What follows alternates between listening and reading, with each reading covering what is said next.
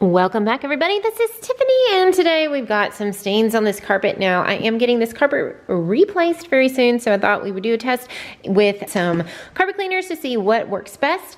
We're going to be using the Resolve Multi-Fabric Upholstery Cleaner, and then we're going to use this shaving cream, which, yeah, we're going to see which one does better. If it's the shaving cream or if it's the Resolve. Here is our stain right here. It has been here for a while, a few years now. We've got pets, you know, sometimes they like to make a mess. So we're gonna do kind of half and half over here.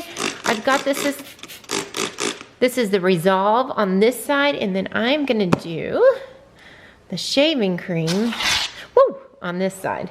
And I'm just gonna kind of push that down into the fibers right here. And let's see, how long are we supposed to let this sit here? It does not say. So we're just gonna let that sit for maybe 10 minutes. And then we're gonna see, I've kind of left an area right here so you can see that original spot. Add a little more here, gonna just kind of push those into the fibers. And anyways, we're gonna let that sit for about 10 minutes and we'll be back. Okay, so it's now been about 10 minutes or so. So I'm gonna start scrubbing this and let's just see what happens. So on the right side, we have the Resolve, which seems to be doing a pretty good job. Yeah, that's looking really good. And then remember, I'm gonna try to leave a spot right here so we can see the original stain.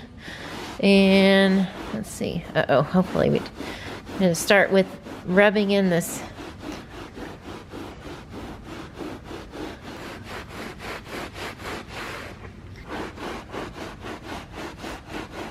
Okay, so here we are. I just cleaned it and it actually looks pretty good.